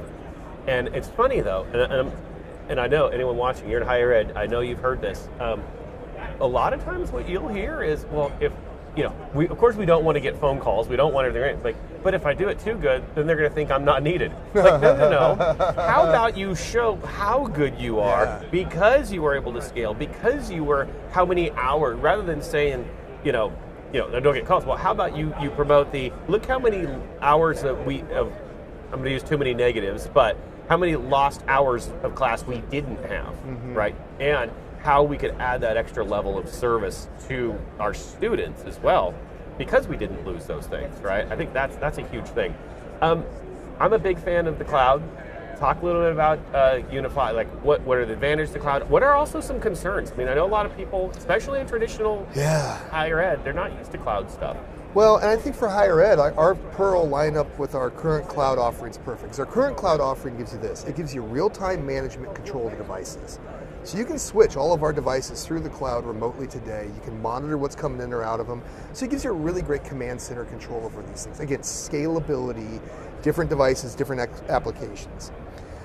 Those have been incredibly reliable, successful out in the marketplace, and what we're seeing, like a lot of folks, is a move to virtual cloud productions. And so Unify is a place for hybrid workflows in the cloud. and it's something that we've just released. It's a really exciting product. It's something that we think is going to grow over time. A lot of times what happens, Joe, is everybody goes, "Oh, great! What's the next big thing?" Well, you used to have a saying, "The next big thing's not for you." Mm-hmm. Sometimes organizations need the last thing. It's what serves the purpose. But what we see with Unify is the opportunity to create universal cloud-based workflows that are agnostic to the hardware that goes underneath it. And for organizations that start to really think about hyperscale, they start to think about multi-site productions, they start thinking about true hybrid workflows, they start thinking about how do they efficiently deploy not just their equipment, but also their labor. And there's a kind of a backwards thing that's happened in this broadcast industry for years, where we send our most precious labor on site because they need to be there to problem solve. When in reality, with virtualized work tools, can I keep them back at a office location where I'm not losing that travel time, and I can actually apply their brain and their energy to multiple locations and start to reshift the way we think about how we apply labor and service to live events so that we can do more live events with less. Yeah. And so that's a lot of the things that we're working with organizations on today. As far as higher ed goes, I think Unify is an ideal candidate for anybody that wants to take multiple feeds up to a centralized cloud location to produce an outbound workflow. And if that feels like your organization, then reach out. And we're doing private preview right now, so the way that works is we're just being really selective. We want to make sure that we don't overwhelm the system, and we make sure that people are successful. And so we'll slowly start to gain momentum with this tool over time. Yeah, no, I love that, and I think you completely nailed it. I'm sitting here thinking of all the use cases, and you again, you're hitting. It's like, did I give you a buzz, like a list of things? And someone did Ron tell you all the things that I love to talk about? Hey, how's it going? We got more guests here. All right. So when you're I lost. See, we're live on a show floor, everybody. We get distracted. I know. Ran across, and the next thing you know. But labor costs. You hit something huge because a lot of our colleges, we're pretty nasty budget cuts. Even though we got a lot of this, call it free money because of CARES, it's not. It's. The fact is, we now are asked to do more with less. Hold on, and we all know labor comes out of a totally different bucket than capital. It's really easy to approve capital expenses. It's really hard to approve, OpEx and labor, right? Mm-hmm. So, yeah, it's an area where I think there's a maturity to industries, and I think that there's a maturation that's happening where all of a sudden folks are starting to realize, and again, I think the pandemic caused this, is that I just can't brute force things the way I used to. Yeah. And so can I become a little bit more sophisticated in the way I think about the application of labor and service to these outcomes? But we also have to connect back to something, Joe. I think the outcomes or the events we're creating are greatly changing. And there's part of it is unifying the service provider's vision of what an event is with the customer's vision of what an event is. Because, you talk about pop-up studios at USC, that's a totally different application of labor and outcome than if you're talking about, we're trying to do a live event with 1,000 people and capture commencement. That's just a different scenario. And creating patterns where people can see how to effectively and quickly go solve those problems is going to result in the entire industry elevating. And that's the thing I'm most excited about, because when we get into the labor discussion, sometimes it can feel threatening. What do you mean I'm not doing it the right way? It's like, no. If you do it a different way, you can do more of it. Mm-hmm. And that scale, and once you've experienced that, and people start to experience that in their business or in their careers, all of a sudden they go, okay, now I get it. And those light bulbs are going on every day around us, and it's really exciting to be a part of it. Yeah, absolutely. And I think, again, you now go to thinking about your team. Yeah, you can, you're not making it labor intensive. You're not having to get out in the field. How taxed have our AV teams been over the course of the pandemic to now you can say, look, we're going to create workflows that now allow you good mental health, right? Yeah. Because you can now sit back, watch, monitor, and have control over it, not feel like you're always on and you could be the pain point in the middle of something, right? Yeah. I think that's huge. I think one of the challenges we have to just acknowledge as an industry, and one of the things I love about what you're doing is in promoting these conversations, is that we don't necessarily know those skills. We might be technocrats, that's okay. Understanding labor application and workflow. So part of that's also why we're here and why you want organizations that are thought leaders like Epiphan, where we go out and try to drive the thinking behind it, help people see that the tools are designed not just to solve the technical challenge, but also to solve it in a different way that might free up new opportunities for you and your organization. Yeah, no, I absolutely love that. you totally speaking my language and all this stuff, and that's why that's why I'm here, and I'm happy to do this. And when you guys invited me, I said, "Oh heck yeah!" Because I think you have an entire product line that's really important for our long-term success as everything is moving. Well, I'll share with you that I think higher ed, one of the reasons why I'm always excited to work with higher ed is that it is fundamentally leading the innovation curve. And when I talk to enterprise customers about the pop-up studios at USC, when I talk about a lot of the work that you're doing there, and then I talk about how that could be applied inside of corporate America, or how new graduates are going to come out with an expectation that they can go into a studio and do a quick video record for a professor. And why can't your account executives do that for a key customer? Mm-hmm. And why are we letting them sound like crap, look like crap, and feel like crap on a traditional video conferencing where we could go into a simple little booth like this? I mean, what are we in, an 8-foot square space? I know, literally, yeah. It's pretty small, but you can create great output, and that's just, I think that's that power of what we talk about, broadcast without barriers. Yep, I love it, love it. So I guess as we kind of close up, one, I just again want to thank you very much for inviting. Thank you, again, Joe. I'm thanking you for letting me be in your booth. I don't know how that all works, but it works well. That's the answer. Tell everyone again how they can learn. One, connect with you, learn more about Epiphan. Yeah, so you can find me on all the social media sites. Of course, Nick Milani, at Nick Milani on Twitter. And then check out Epiphan, epiphan.com. And Epiphan Unify is our new product, along with Epiphan Connect for Microsoft Teams. So a lot of exciting enhancements, serving that video and broadcast world and bringing it all together. Awesome. Good. Thank you so thanks much. Again, Joe. Enjoy yourself. All right. Thank you. And Cheers. again, thank you, everybody. Hopefully you enjoyed this. Do check out the whole line. Just huge thanks to Epiphan for their support of higher ed. We are here. If you're at NAB, C9917, stop by, check out the line, meet the people, find the green shirts. We'll see you all. Next segment coming up in a couple minutes. Cheers.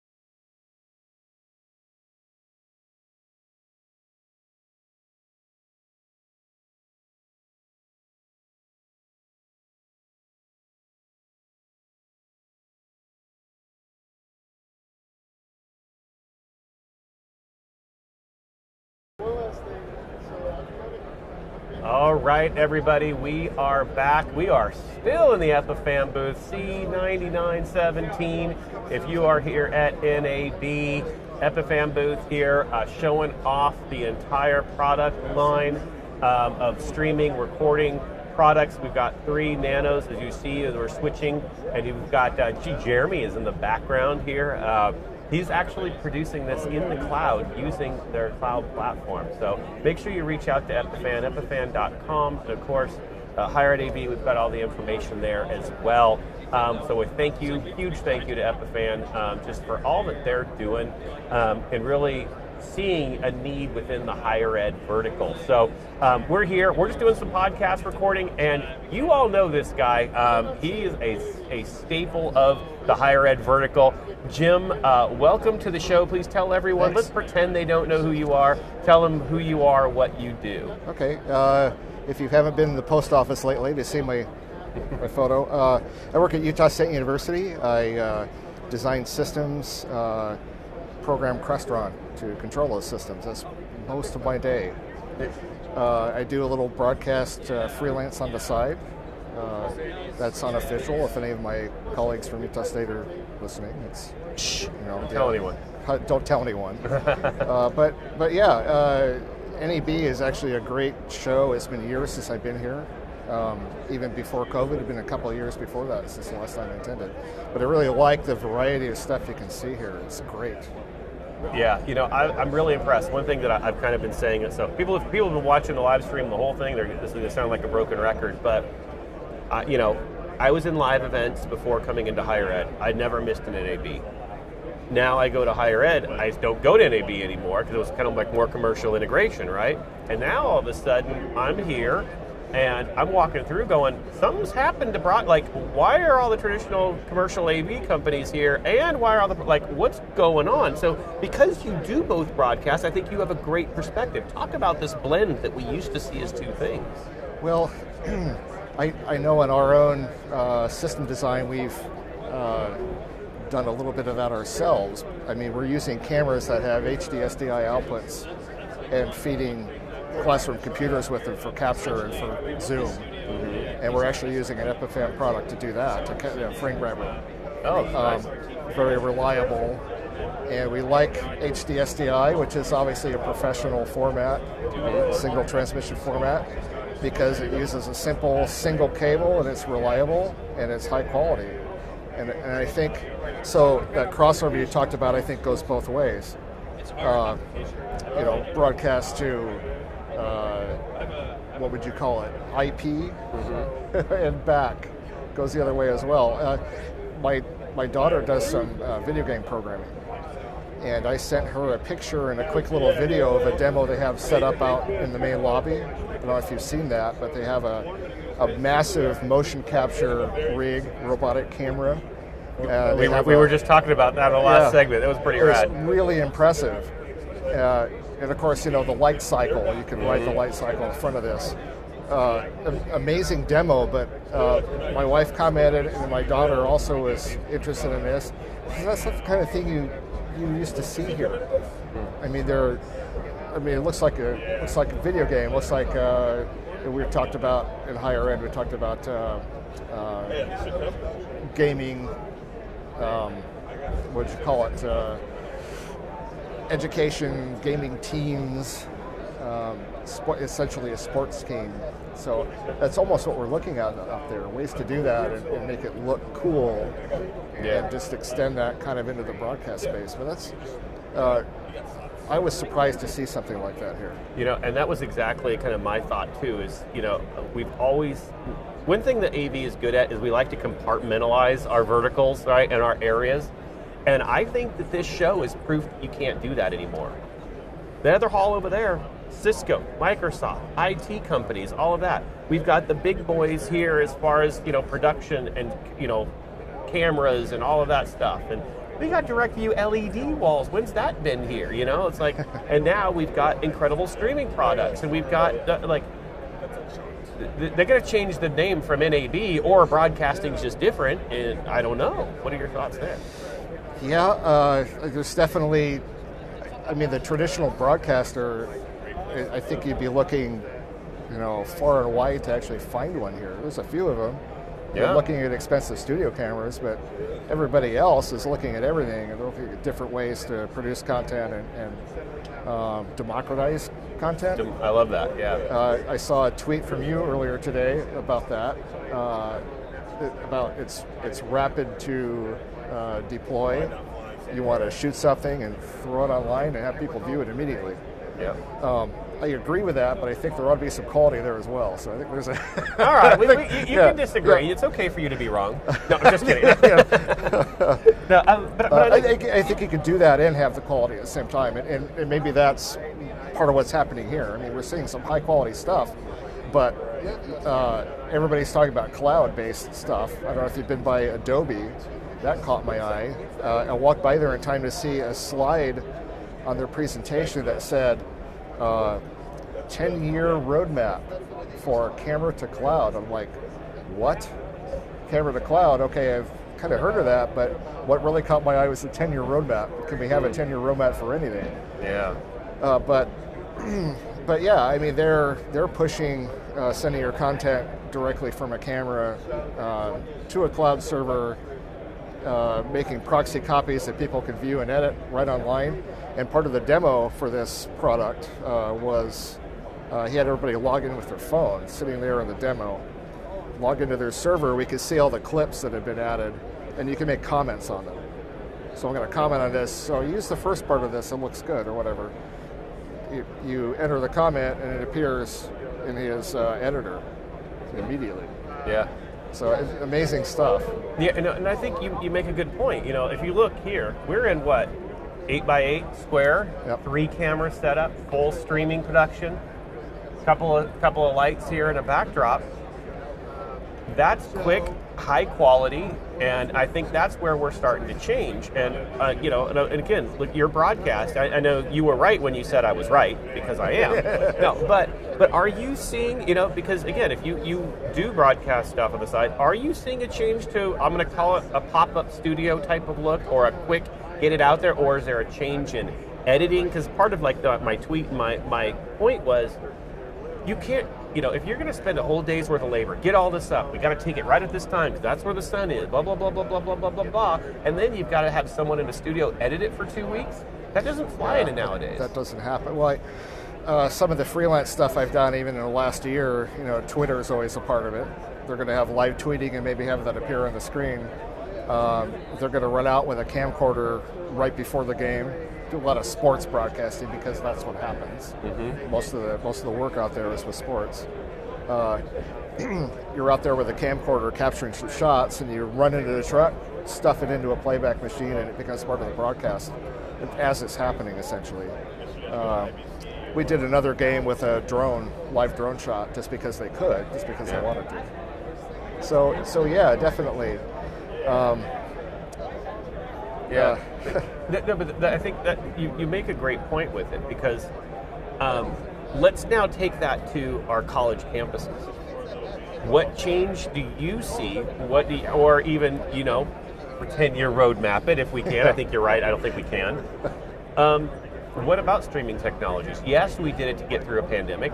How are we, my belief is that once it's here, it's not going away.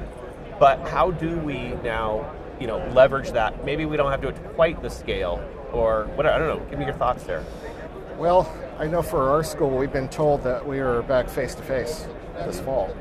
And I'm sure part of that is that you need the students in the seats to justify charging them the tuition rates that you're charging them. Yeah. So I think it's more a policy thing than a convenience thing. But we do an awful lot of distance ed, and we showed in a few months that we could take that distance ed task and we could push it out everywhere to individual devices, laptops. We always knew we could do this. We never did it because we didn't want to do it. So now people know we can do it. Yep. We can't tell them we can't do it anymore. That's been my point, like I keep saying, is we can no longer, say 5 years from now, when we're not looking through life through the lens of COVID, someone now, if a faculty member walks into a room and they say, I have XYZ, I have to be able to stream this out, or I have to be able to record it because of students can't make it, you can't say no anymore. It's something that is here. Again, maybe won't be at scale, but once you've given a feature set, you can't take it away. Yeah, and we made it look easy. Mm-hmm. It may not have been easy, but we made it look that way. So, okay, now we have to do it. Yep. Yeah. No, I totally agree with you. So now you're here. You said you've been coming here. What do you do? I mean, I guess first thing, what are your initial thoughts? We were at NW Met a few weeks ago, which was kind of, let's call it our teaser into shows back. Now we're here. This is huge. So initial thoughts, walking the floor? It looks bigger than I remember from the last time I was here. Of course, that was a few years ago. There are a lot of people. There's a lot of stuff to look at, and it's been reorganized. The last time I was here, there was a radio audio hall. There was a content hall, and they blended that. And your initial thought might be, well, it's kind of annoying. I don't know where to go look at all my favorite audio stuff. But when you think about a logical organization like they've done, content creations all together, no matter what it is, and other resources have been pushed together, that makes sense because it's a convergence of technology and convergence of the way we do things in AV and in broadcast. Yeah. Sure, push it all together because that's how it's used. Yeah.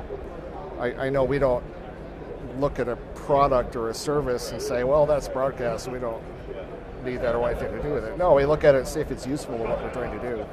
Yeah. No, I totally agree.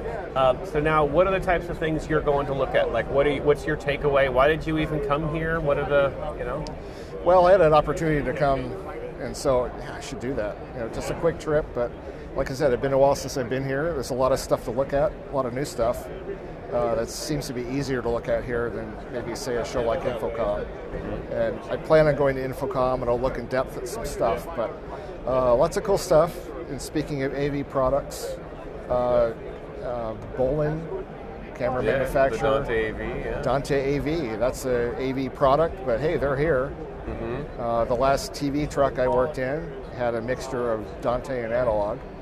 So it is, Dante's everywhere. Yep. Sure, like I said, it's blending. I could look at that here and see it actually work.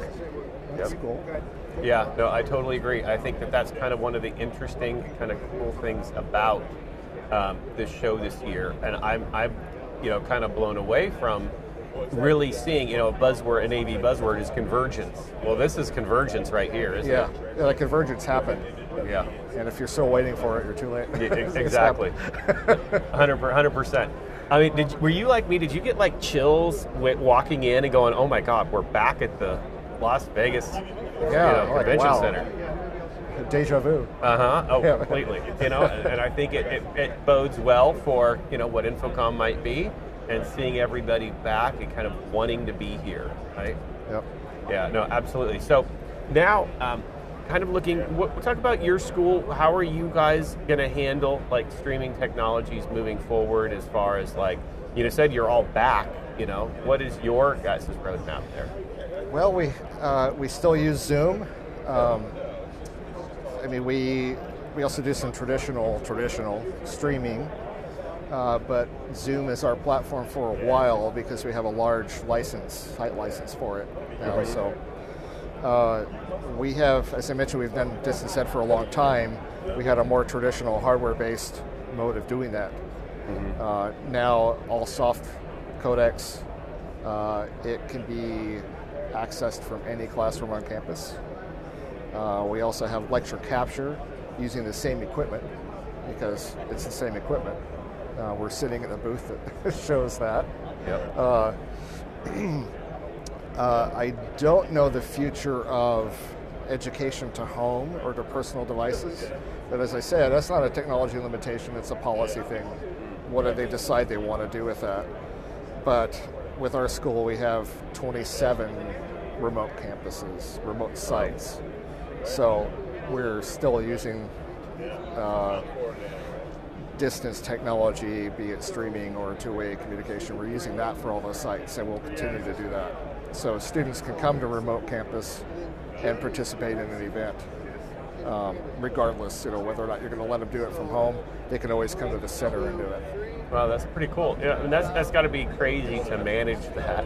First off, it can get a little complicated. We actually started with a broadcast system.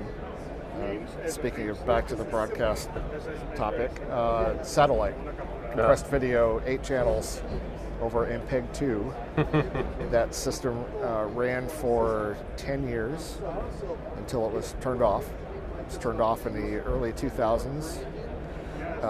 We went to video over IP with Cisco. I mentioned the hardware codecs. Some 200 and something sites at our cutover, and now that's just exploded. We have lots of classrooms. Yeah. Easier to do now over IP, obviously, with the soft codecs. A lot less hardware, a lot less expense. So it's interesting. One thing that I think about when I think of you, the one word that comes to mind is innovation. You're always pushing the limit. Like you're saying, you're doing broadcast for everybody else. You did voice control before anybody else did. You did all these things.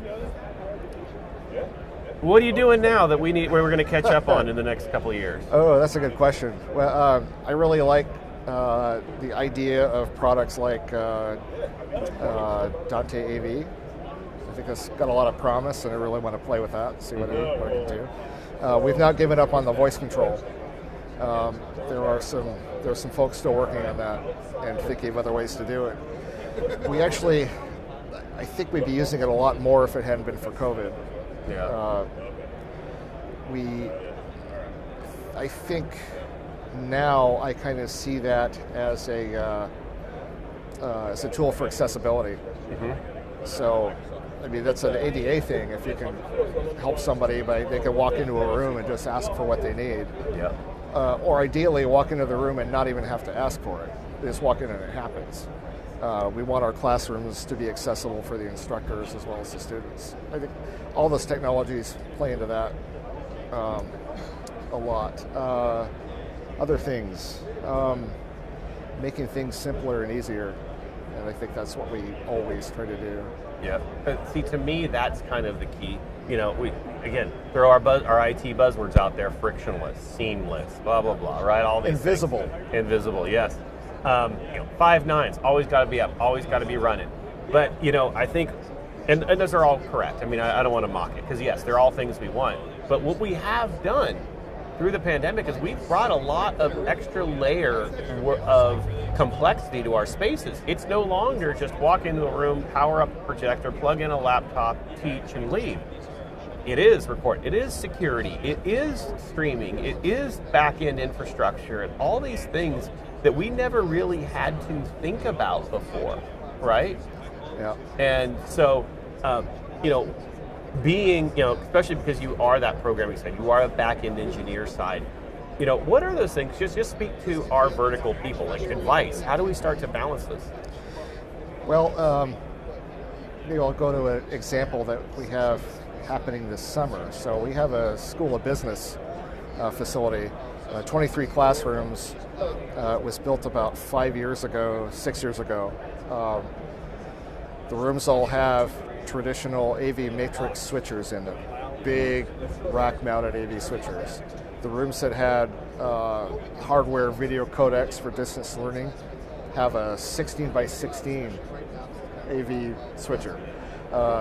Smaller rooms have a more traditional small AV matrix switcher in them. Multiple displays.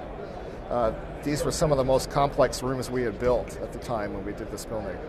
We're looking at upgrading it this summer, and most of the upgrade will be yanking most of that stuff out, emptying the rack, and replacing it with AV over IP. At about 2 endpoints, 2 or 3 endpoints will do the entire room. 1 encoder, 2 decoders. Yep. We already have the data switch because part of our design was to have our own data switch in every classroom. We already have the switch. It's just basically it's gut the rooms and land a couple of new pieces in there and we're done. Yeah. It's more complicated I think on the network side, to ensure that stuff all works reliably, and as you were mentioning, alluding to, we've got all these new pieces. Network communication, network security is a really big one. We rely a lot on our network team at USU. They're really good. They know what they're doing, and they don't run screaming when they see us walk in their door to ask them a question anymore. They used to. But you got to build that trust up over time, trust. Right? You have to, don't use the word multicast. That's a 4-letter word to data engineers. But yeah, working with them, working with the security team, making sure that part of it's planned out. I think it's more complicated to plan and build in some ways than an old AV matrix was. But in our experience so far, it's a lot more reliable, a lot fewer moving parts, and easier to use. We've actually reduced the count of our sources in the room because we looked at the stuff people used. They use a PC and a laptop. If they really want a document camera, it goes into the PC via USB. Yep. So our equipment count's down, reliability is up, and the ease of use is up. Yep. So I think this is, obviously we're doing it as we do these upgrades, and I think it's happening with everything. Yeah, it's so funny because we did the same thing when we did our gut. I mean, our classroom is 2 rack units now. Like, that's it, and people are always shocked, like, well, how many rack units is your AV cabinet? Well, 8. Well, why do you need that many? I don't know, make it easier to reach the stuff, Ventilation. There you go. But it's amazing what these new technologies are doing. And like, even, I'm big on cloud. I'm going to ask you if you're getting the cloud stuff, but like here, this is being produced in the cloud, right? Yep. We can send these things, especially, I think you're right, Dante AV, but lots of potential there, because once you now can get it, you can get it as a feed. Now you could feed it to a device like this. You could send it up. Your techs are now not having to go into a classroom. They're sitting in a control room anywhere in the world and going, okay, put this there and there. So you get rid of the complexity in the classroom, less need to actually have to be there, less labor intensive, saves you money, and now it's good mental health for your team, right? Yep. I mean, so now to go back, are you looking at cloud stuff? How are you, are you guys there yet? Or are you doing as part of this? Not quite there yet. And the reason for that is that every time we look at a cloud system, we look at a subscription cost. We look at a monthly cost, which is tough to handle with the way we do our budgets in higher ed. So we have to look at, and one of my coworkers and I were doing this just the other day. We're like, okay, we spend this much on hardware for a room and all these pieces. We want to keep it for 5 or 6 years. Ideally not 6 years, but that's what happens. Divide that cost over time, and what will we be paying if we'd be renting that or paying for a cloud subscription? And we're actually seeing that those costs are converging. So we're like, okay, maybe we should seriously consider this. And we'd also talked about supply chain issues, and I won't mention the company that begins with a C, but they build a lot of control systems. They're having some issues delivering products right now, but they have a cloud-based system coming out. Essentially cloud-based, but it's that idea. Yeah. So virtual control systems. And one server can run 400 rooms. Maybe this is something we should be seriously looking at, because you could always deliver software. And licenses. You don't have to wait for the truck to bring it. Well, and that's the whole thing, isn't it? SaaS products aren't sitting in a ship in Long Beach, right? Yeah. They're able to get there and get delivered, and I think that there is a lot to that. One of the reasons I support cloud, and yes, you have to. I mean, there is a financial model. You have to be able to work with that and change the mindset, which a lot of IT already is in that model. It's not a big step, but here's the thing, like you said. We want to put it in a room for 5, 6. How many rooms do you actually have? They've been 7 and 8, because you're trying to now re-justify your budget, which means you're also stuck in that legacy technology. You're stuck in that I/O for that length of time. A software product, well, guess what? I get new features every time they do an update. I'm literally getting a perpetual new device every other day, right? Now, whole other level of management with that, which means now my programmers have to be aware of that. We have to test it. You know, did it change the way the rooms work because they moved XYZ, or did a feature, you know, they're not reaching out to me asking me what features they should have and updates, especially, you know, we all learned this with Zooms and stuff like that every time something came out. But it does allow me that option to be able to offer that, right? Yeah, and not only the people that build and program the rooms, but the support staff also. So we have students doing that right now. They run out to classrooms. You know, if we have someone, maybe a full-time employee sitting at a console somewhere, and they can pull up the system and look at it and fix it remotely, that's always been kind of the holy grail for that. We try to do it with remote monitoring of the systems, traditional systems we have, but cloud-based sure makes it a whole lot easier. And I keep looking back to, I mean, this event we're doing right now, the guy running this is in Ontario, or Yeah. sorry, Ottawa. Ottawa. Yeah. It says Ottawa up there, which is cool. So, See, you've got the best monitor. I've got the Yeah. straight shot. You're watching the whole live production there. I love it. Yeah, no, in Ottawa. I mean, that's crazy, right? And I absolutely, I love that. I love that idea. You know, and I sit there and go, how about this? How many of our schools are going, and in our campuses, people want to work remote now? Well, guess what? Your video producer can now actually be a remote position, right? How many events can you now scale and work if you're sending everything to the cloud and they're just running that from there and running it from the, you know, their home? That's pretty impressive, right? yep. You know, so, and I'm excited about it, and I think that's where, you know, it's like going back to your comment about the 10-year roadmap. I mean, we weren't having this conversation 6 months ago.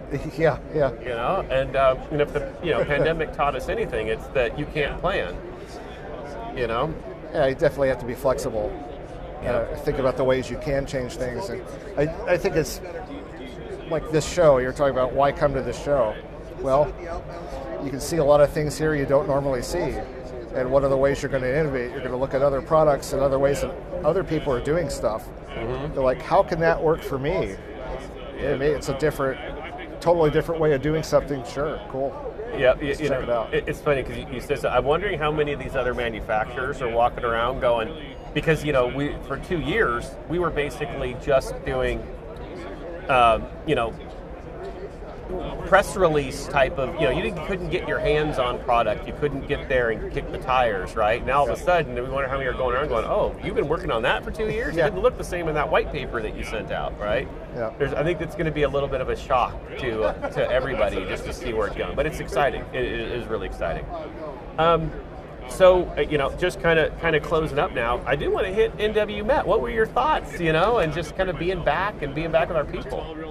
I thought that was a good show. I mean, I mentioned it was low pressure. Mm-hmm. I did a presentation there. I didn't feel too pressured like I usually would doing something like that. So I think it was a small audience. They're interested. They're there for a reason because they want to talk to other people and get new ideas and see things. Yep. I think that's great. And so good size. Definitely easier to share information and get ideas and discuss things in person. You know, Zoom, well and good. It works great, but boy, I hate it sometimes. Don't we all? Yes, yeah. Absolutely. Like you. But you know, it was awesome. That's always a good conference. It's just great to be back. Like I said, I got chills when I walked into the show floor here. I'm looking forward to, you know, we got ISE and Infocom, and assuming you're not doing ISE, you'll be at Infocom, so we'll be right back here. Yeah. You know, not necessarily here. It's very but, you know, but you know what? I might just come for you know, to reminisce. Now, to close up, tell everyone how they can get a hold of you and connect with you if they like to. Oh, okay. Our group is Academic and Instructional Services at Utah State University. If you want to send me an email, sure. jim.wellings@usu.edu. And you're on the Twitters? I am on the Twitters at HDTechie. And HDTechie. TCHIE. I love it. So again, thank you very much for joining me today. Again, everyone, hopefully you enjoyed this segment. It's always great to talk to Mr. Innovation here, the great things they're doing at Utah State. Again, a huge thank you to Epiphan. If you are at NAB, this is booth 9917. Come stop by. Come say hi to me. We know you want to. You know you want to. And we're continuing. We got some more podcasting to doing this weekend. Again, this is all being streamed and produced through the cloud. Come check out the entire line of Epiphan products here at the booth. And of course, go to epiphan.com and higheredav.com to see more on how this impacts higher ed. Thank you, everybody. See you soon.